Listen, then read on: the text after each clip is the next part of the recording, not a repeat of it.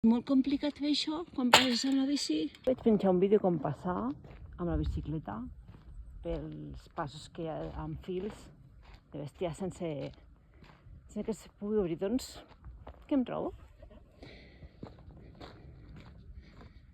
Que algú ha passat, suposo que amb la bicicleta, l'ha deixat a terra i què passa? Doncs que al ramader o a la ramadera se li pot escapar tot el bestiar i per això és un problema.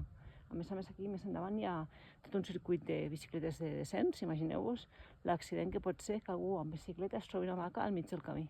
Clar, no preveu i no li dona temps de frenar perquè no preveu que hi haurà un bitxo de 200 o 300 quilos al mig del camí. O sigui, que qui hagi fet això, ja us val, tios, ¿vale? Perquè de veritat que és una manca de respecte total per la gent que viu al lloc, per la gent que treballa aquí i que al final fa una feina que ens beneficia a totes, perquè es mengen tot el sotabosc i així hi ha menys incendis.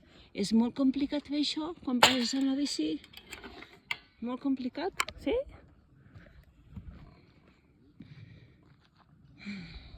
Santa paciència.